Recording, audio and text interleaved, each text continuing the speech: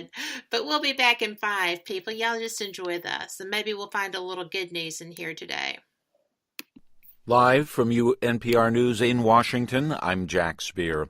A team of researchers has issued its first report on Hurricane Michael's impact in Florida. NPR's Greg Allen reports the information will be used to revise building codes on the Florida Panhandle. In a preliminary report, a team of civil engineers funded by the National Science Foundation says the high winds and storm surge tested code and construction practices in the Panhandle with devastating results.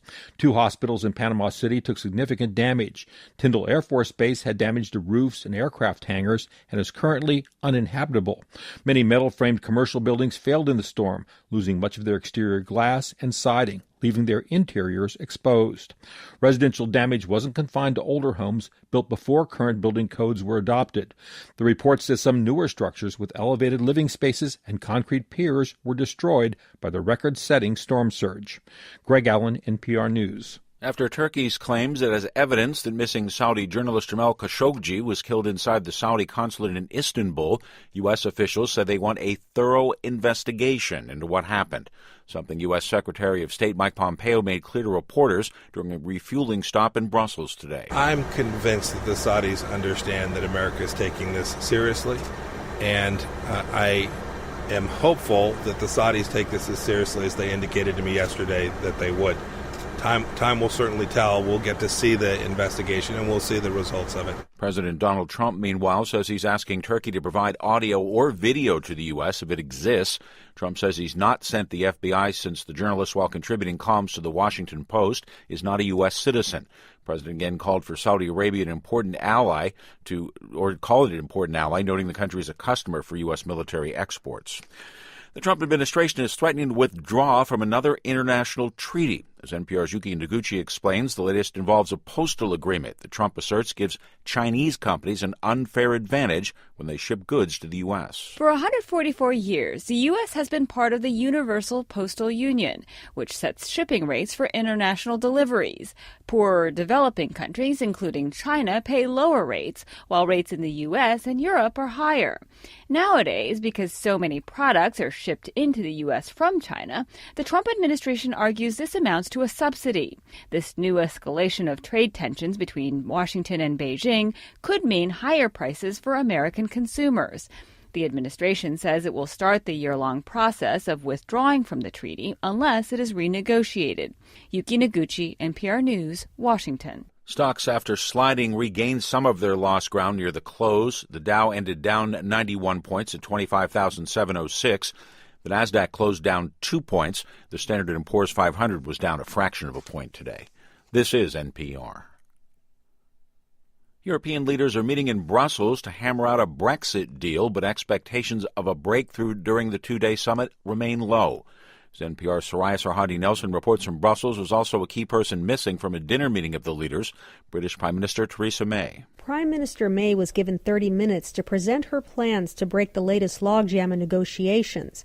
But instead of offering new proposals the EU was seeking, May outlined the progress both sides had made over the past month.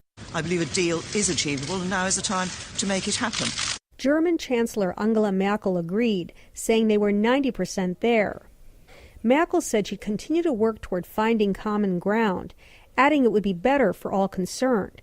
The question she and other EU leaders must now decide is whether to schedule an emergency summit next month to give negotiators more time to avoid the chaos and costs a no-deal Brexit would bring. Soraya Sarhadi Nelson, NPR News, Brussels. The man behind the puppet Big Bird on Sesame Street is retiring after nearly 50 years on the job. Carol Spinney announcing in a statement today he's handing over Big Bird and his other character, Oscar the Grouch, to younger performers. The 84-year-old puppeteer joined the show at its inception in 1969 and also did the voice of Big Bird. Goodbye, Gordon. Oh. Wait! Bye-bye. Bye, Susan. Bye. Bye, Barkley. Spinney says he actually stopped doing the puppet work for Big Bird in 2015. His apprentice, Matt Vogel, takes over. I'm Jack Speer, NPR News in Washington. You're listening to WBHM Digital Broadcasting, the best in paranormal talk, only on Paranormal Experience Radio, broadcasting live out of Birmingham, Alabama.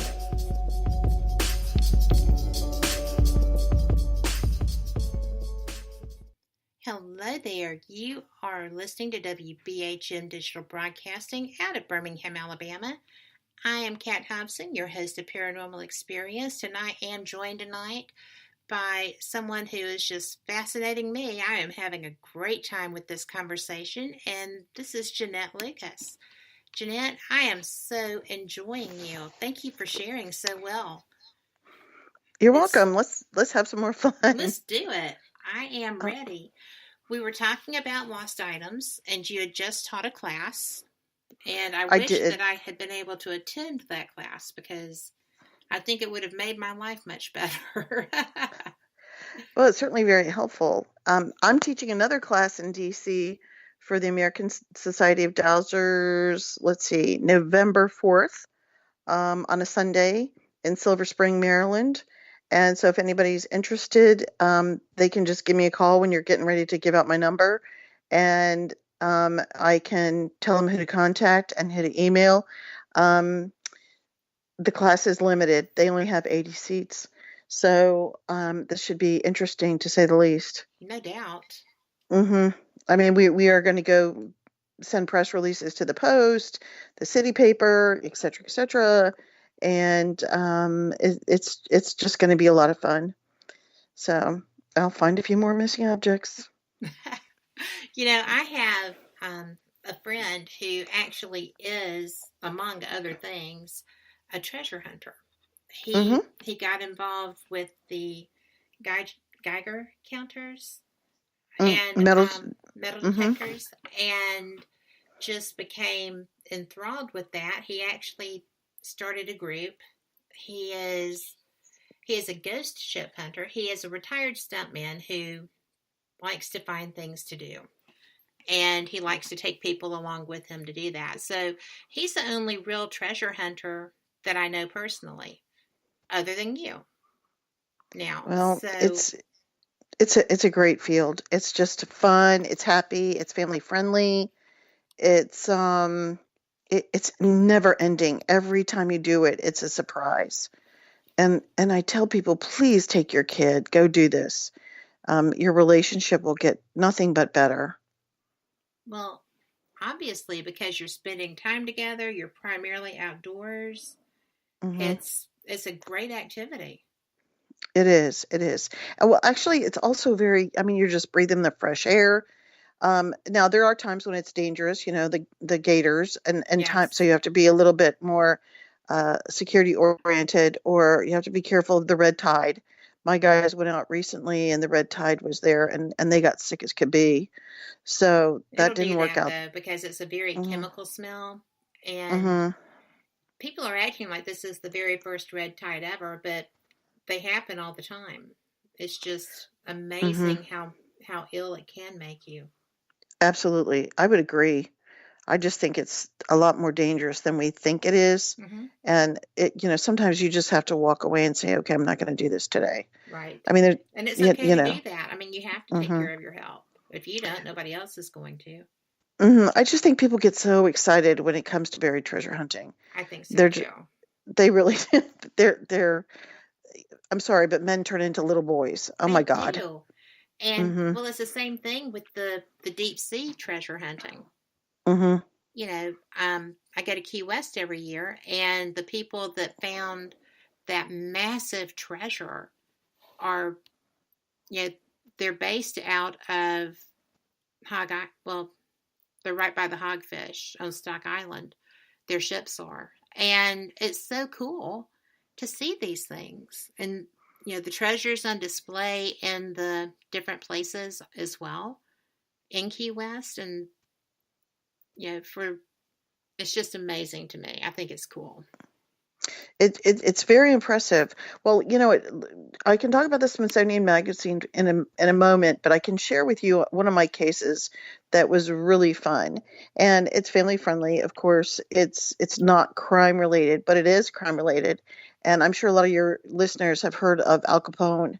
I got a call one day, and they said, "Listen, I know you're coming to Chicago to a particular conference, and we would like you to give us a reading to see if we should be buried treasure hunters. And we have all these projects, and we want you to pinpoint where the treasure is. So let's make it a short story.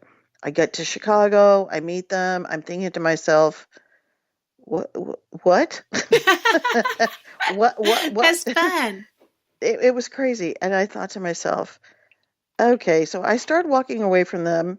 And because I view clients differently, and I tell people, listen, it's really great you want to be a treasure hunter, but let's look at all the facts. And I walked away and I said, okay, listen, I'll do the reading. Let's take step one, and then we'll see if you're going to move forward. And if you're going to move forward, I'll take a look at all your maps of all your different sites. So let's say you had 5 sites in the U.S., like New Mexico or Georgia or wherever. And I walked away, and within 10 feet, I had this epiphany or deja vu. And I turned around, and I'm wearing stiletto heels, which, most of us know what that is. Oh, yeah. And I ran back to them and I said, oh my God, I'm going to help you find treasure. And they go, really? And I said, yes, get your reading, bring your maps with you, and I'm going to find your treasure. And they said, are you sure? And I said, I'm sure. And that's why I tell people, I said, don't mess with me, because if I say I'm on it, I'm on it. I get very excited, and I tell people, no, you got this one. It's good. So they came in for their reading. I gave the husband a reading and a wife a reading.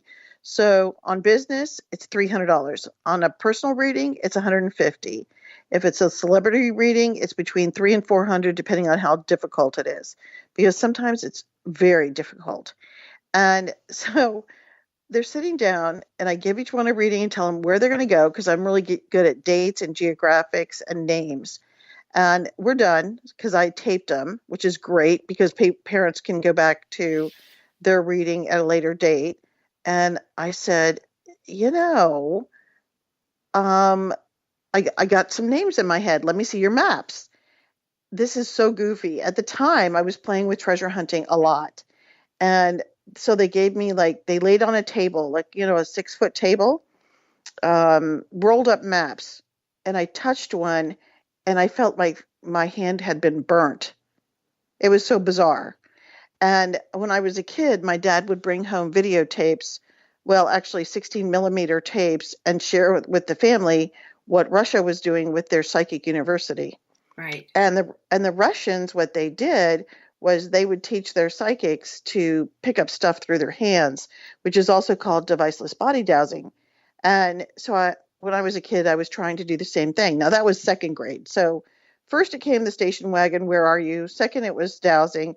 And then third, it was the 16 millimeter tapes from the feds, where they're going and what they're doing overseas in Russia.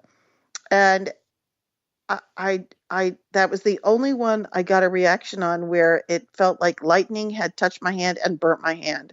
And I said, this is your map. And he goes, what? I said, your treasure's right here. And so he told me that on that particular map, Al Capone's business associate, Ray Nitty, Nitty, had a group of them had robbed a bank truck from the Department of Treasury. And what they did was everybody got their split. And so the long and short was Ray Nitty took his split and possibly some of Al Capone stuff, and he drove to mid or southern Illinois, and he went to a bed and breakfast with 20,000 acres. If I'm wrong, it's 40,000. I think it was more like 40,000 acres. And he went to this bed and breakfast. He loved their pancakes, and he told the owners, I've hidden some treasure on your property. It's over here if I never come back. And of course, Ray Nitty, he died of a self-inflicted gunshot wound. I can't recall which. But what was interesting was they gave me the maps, and I was given 3 maps, so I had to start narrowing it down. I said, okay, let's go to this one, because I'm getting pinpricks all over my hands. So I got rid of the other 2 maps and eliminated it. And then we had to keep going, and I had to keep narrowing it down.